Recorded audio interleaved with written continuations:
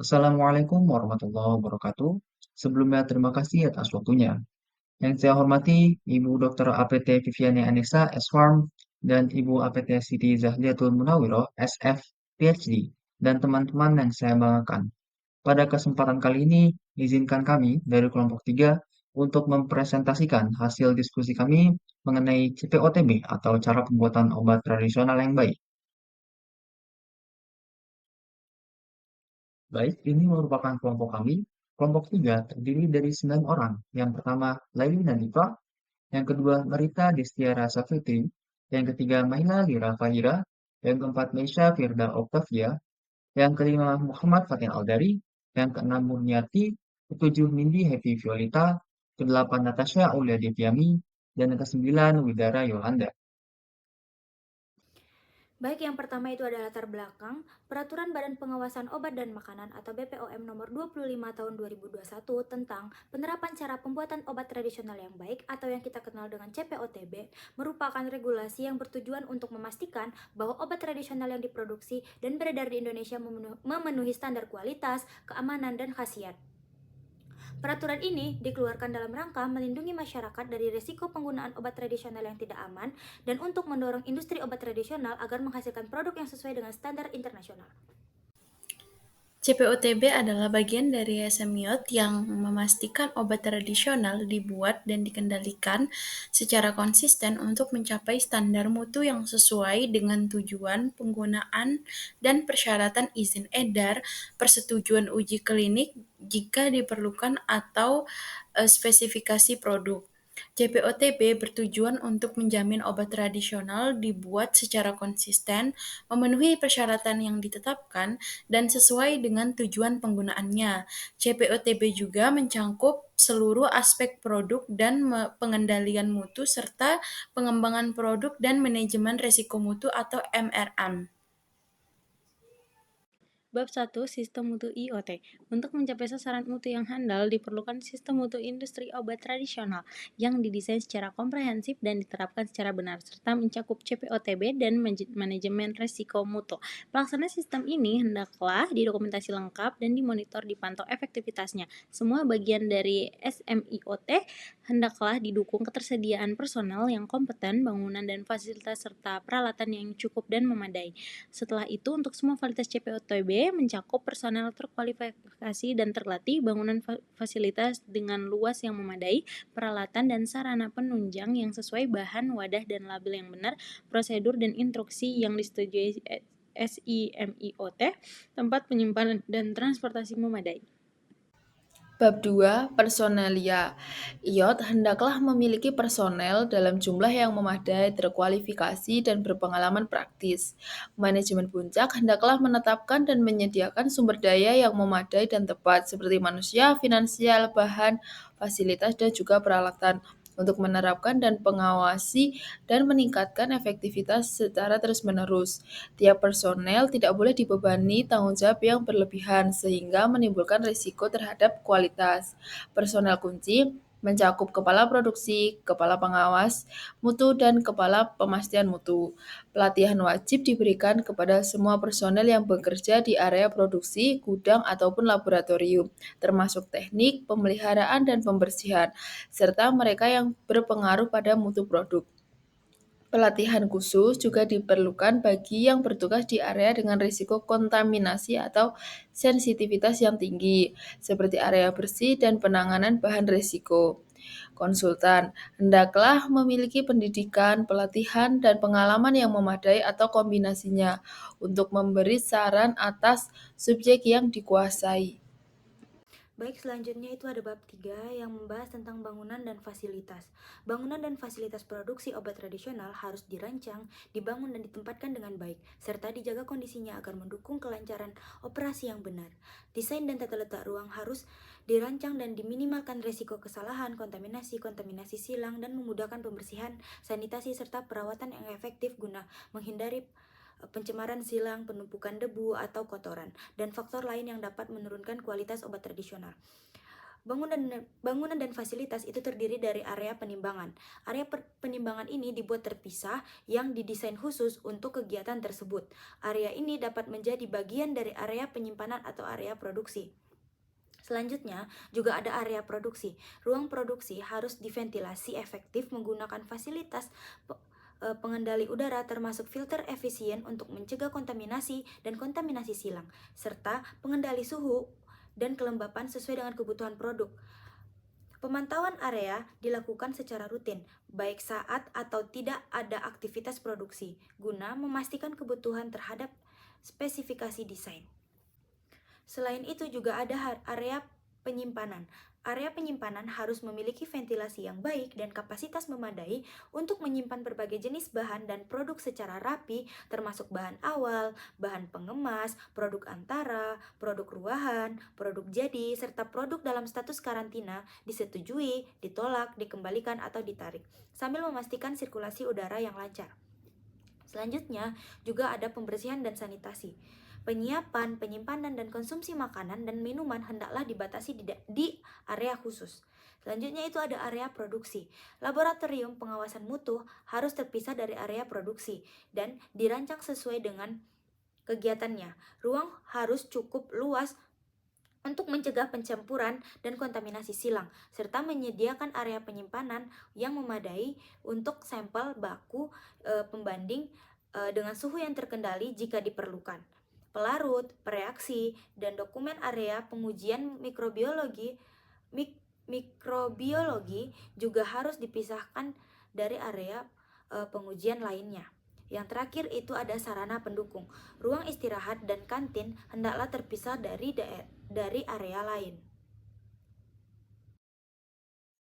Baik, masuk ke dalam bab 4, yakni peralatan, yang mana peralatan untuk membuat obat tradisional harus memiliki desain dan konstruksi yang tepat, ukuran yang memadai, serta ditempatkan dan dikualifikasi dengan tepat, agar mutu obat tradisional itu terjamin sesuai desain serta seragam dari batch ke batch, dan untuk memudahkan pembersihan serta perawatan agar dapat mencegah kontaminasi dan lain sebagainya.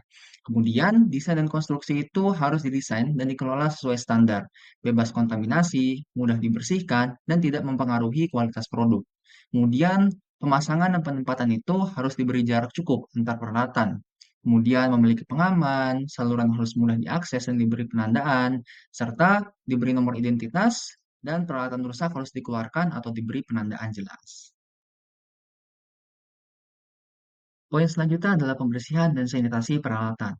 Pembersihan dan penyimpanan peralatan harus dilakukan di ruangan terpisah. Peralatan harus dibersihkan bagian luar dan dalam sesuai prosedur yang ditetapkan dan disimpan dalam kondisi bersih. Sebelum digunakan, peralatan diperiksa kebersihannya.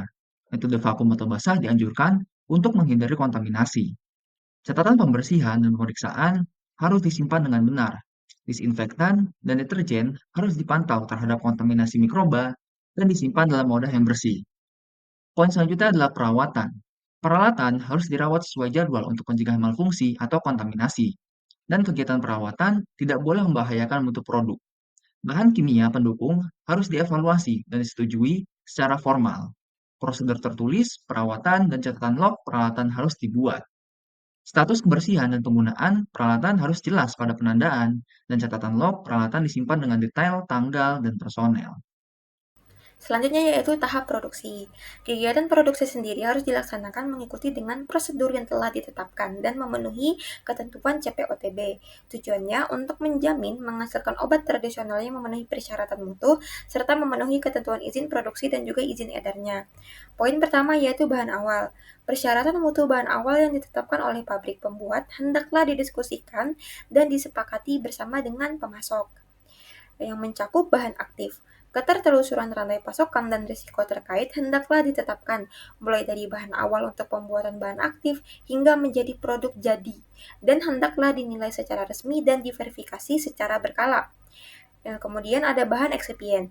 Eksipien dan pemasok eksipien hendaklah dikendalikan secara tepat berdasarkan hasil penilaian risiko mutu yang resmi. Nah, penilaian risiko mutu dapat mengacu pada pedoman PIC. Selanjutnya yaitu ada validasi. Studi validasi hendaklah memperkuat pelaksanaan CPOTB yang dilakukan sesuai dengan prosedur yang telah ditetapkan. Kemudian, hasil validasi dan kesimpulan itu dicatat. Apabila terjadi perubahan secara signifikan, maka hal tersebut dapat mempengaruhi mutu dari produk atau reprodusibilitas proses, maka hendaklah dilakukan validasi. Selanjutnya yaitu pencegahan kontaminasi silang. Kontaminasi bahan awal atau produk hendaklah dicegah. Nah, biasanya risiko kontaminasi silang ini dapat timbul dari debu, gas, uap, aerosol, bahan genetis, serta bahan-bahan kontaminasi lainnya. Nah, pencegahan kontaminasi silang biasanya didukung dengan memperhatikan desain proses dan pelaksanaan tindakan teknis atau tindakan yang terorganisasi yang relevan, termasuk proses pembersihan yang efektif untuk mengendalikan risiko kontaminasi silang. Kemudian ada sistem penomoran batch atau lot. Sistem penomoran batch atau lot yang digunakan pada tahap pengolahan dan tahap pengemasan hendaklah saling berkaitan, serta menjamin bahwa nomor batch yang sama tidak dipakai secara berulang. Untuk bahan pengemas, seleksi kualifikasi pemasok bahan pengemas primer dan bahan pengemas cetak hendaklah diperlakukan sama seperti dengan bahan awal. Bahan pengemas primer, bahan pengemas cetak, atau bahan pengemas lain yang tidak berlaku lagi hendaklah dimusnahkan dan pemusnahannya harus dicatat. Kemudian ada pengawasan selama proses. Untuk memastikan keseragaman batch dan keutuhan obat tradisional, maka perlu dilakukan prosedur tertulis yang menjelaskan pengambilan sampel, pengujian atau pemeriksaan yang harus dilakukan selama proses dari tiap batch produk, maka hendaklah dilaksanakan sesuai dengan metode yang telah disetujui oleh Kepala Pemastian Mutu dan hasilnya harus dicatat. Selanjutnya ada karantina dan penyerahan produk jadi. Sebelum diluluskan untuk diserahkan ke gudang, pengawasan ketat hendaklah dilaksanakan. Tujuannya untuk memastikan produk dan catatan pengemasan batch memenuhi semua spesifikasi yang telah ditentukan. Kemudian ada penyimpanan bahan awal, pengemas, dan produk. Semua bahan dan produk hendaklah disimpan secara rapi dan teratur. Tujuannya untuk mencegah risiko kecampur bauran atau kontaminasi, serta dapat memudahkan pemeriksaan dan perawatan.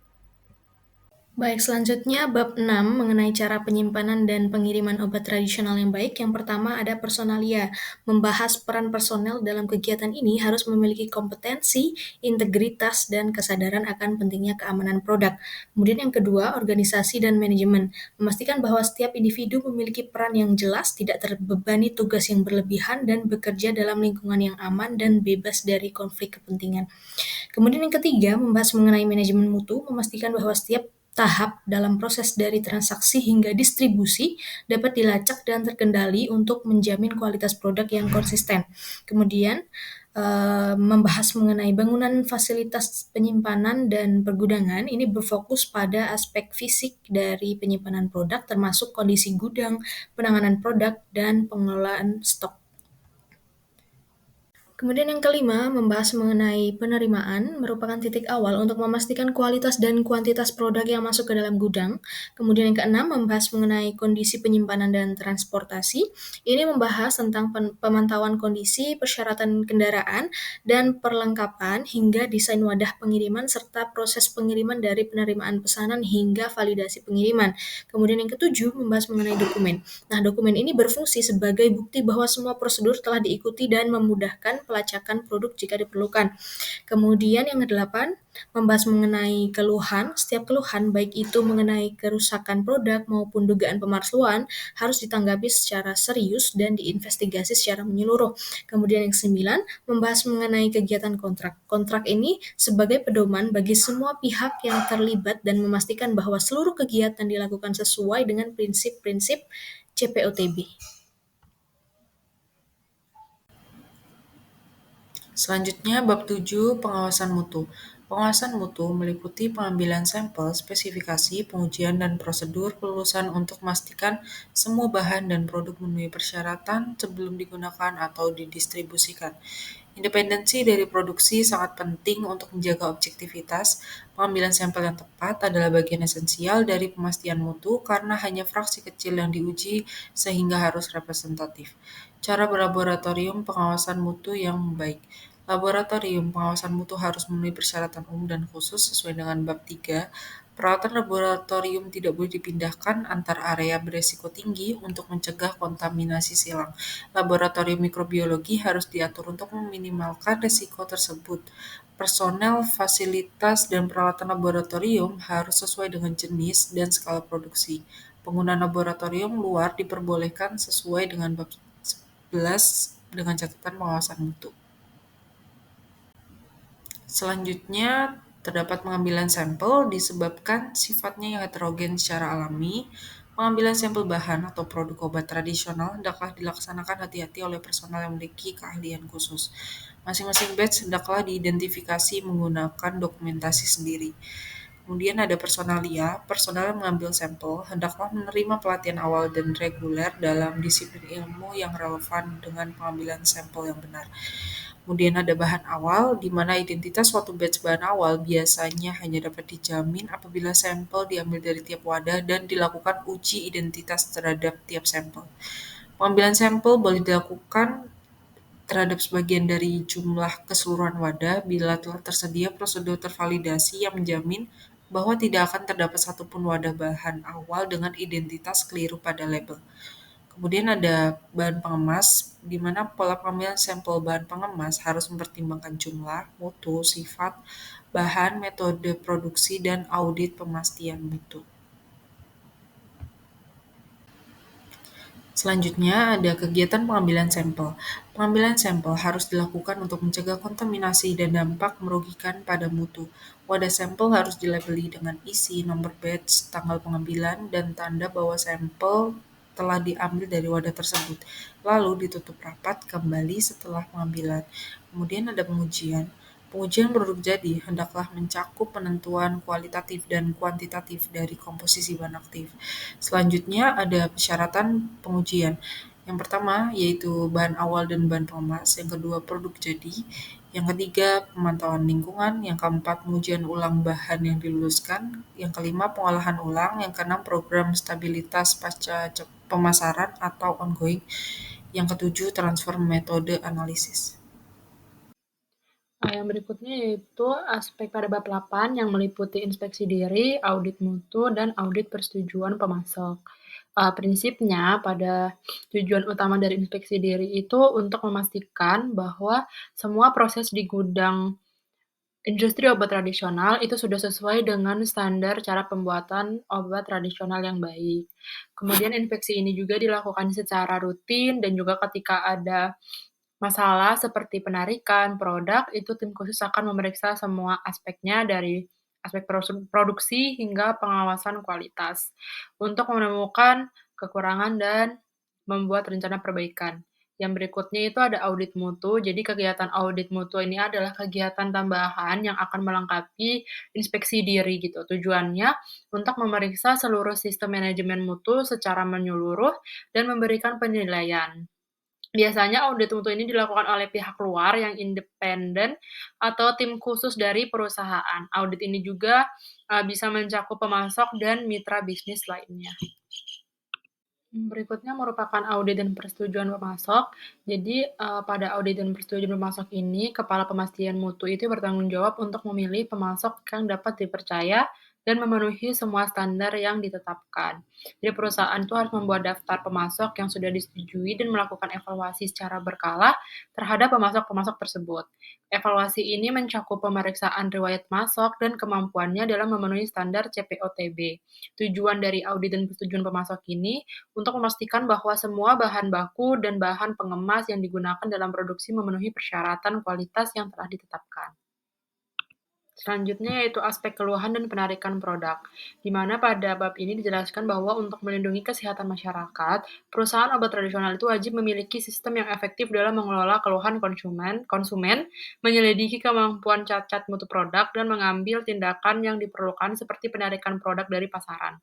Perusahaan itu harus melaporkan setiap kasus cacat mutu yang serius kepada otoritas pengawas obat terkait, dengan prinsip manajemen risiko mutu harus diterapkan dalam setiap tahap penanganan masalah. Selain itu, perusahaan juga perlu bekerja sama dengan pihak ketiga, terutama dalam hal alih daya produksi, dengan membuat perjanjian yang jelas mengenai tanggung jawab masing-masing pihak dalam pengelolaan masalah kualitas produk. Kemudian perusahaan juga harus memiliki sistem yang baik untuk menangani keluhan dan cacat mutu, termasuk memiliki personal yang kompeten, tim yang multidisiplin, dan sumber daya yang cukup. Tujuannya adalah untuk memastikan bahwa masalah kualitas dapat diidentifikasi dan ditangani dengan cepat dan efektif untuk melindungi kesehatan konsumen. Selanjutnya, bab 10, penyimpanan dan distribusi. Prosedur penyimpanan.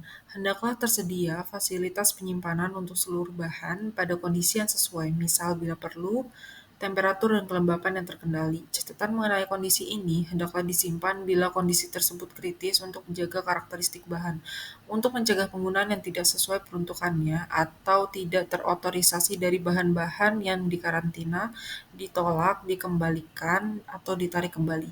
Hendaklah tersedia area penyimpanan terpisah untuk penyimpanan sementara sampai diambil keputusan terhadap penggunaan selanjutnya, kecuali ada satu sistem alternatif. Kemudian untuk prosedur distribusi, produk antara dan BAOT hendaklah diluluskan untuk distribusi kepada pihak ketiga hanya setelah ada pelulusan unit mutu. Produk antara dan BAOT dalam kondisi karantina dapat dipindahkan ke unit lain di bawah pengendalian perusahaan bila diotorisasi oleh unit mutu dan jika pengawasan serta dokumentasi yang sesuai tersedia. Produk antara dan BAOT hendaklah diangkut sedemikian rupa sehingga tidak memberi dampak merugikan terhadap mutu bahan tersebut. Kondisi khusus transportasi atau penyimpanan untuk produk antara dan BAOT hendaklah dinyatakan pada label. Pabrik pembuat hendaklah memastikan bahwa penerima kontrak pengangkutan atau kontraktor memahami dan mematuhi kondisi transportasi dan penyimpanan yang sesuai bagi produk antara dan BAOT. Hendaklah tersedia suatu sistem distribusi tiap batch produk antara dan atau BAOT yang memungkinkan kegiatan penarikan kembali. Untuk aspek yang ke-11, yaitu di mana aktivitas yang tercakup dalam standar JPOB yang dialihdayakan seharusnya didefinisikan, disetujui, dan dikembalikan dengan benar untuk menghindarkan kesalahpahaman yang dapat menghasilkan produk atau pekerjaan dengan mutu yang tidak memuaskan. Seharusnya dibuat kontrak tertulis antara pemberi kontrak dan penerima kontrak yang secara jelas menentukan peran dan tanggung jawab masing-masing pihak. Sistem mutu dari pemberi kontrak seharusnya menyatakan secara jelas prosedur pelulusan tiap batch produk untuk diedarkan atau digunakan di dalam uji klinik yang menjadi tanggung jawab penuh penanggung jawab pemastian mutu. Baik, kemudian bab 12 mengenai kualifikasi dan validasi, ini dilakukan untuk memastikan bahwa semua fasilitas, peralatan, dan proses yang digunakan dalam produksi obat tradisional telah terkendali dan mampu menghasilkan produk yang konsisten dan berkualitas. Program kualifikasi dan validasi didokumentasikan dalam RIV atau Rencana Induk Validasi, kemudian dokumen berupa protokol dan laporan, kemudian personil mendapatkan pelatihan, pendekatan manajemen risiko mutu. Kemudian tahapan kualifikasi untuk peralatan, fasilitas, sarana penunjang, dan sistem. Yang pertama ada spesifikasi kebutuhan penggunaan atau SKP atau URS, kemudian kualifikasi desain, kemudian factory acceptance testing, kemudian ada kualifikasi instalasi, operasional, dan kinerja.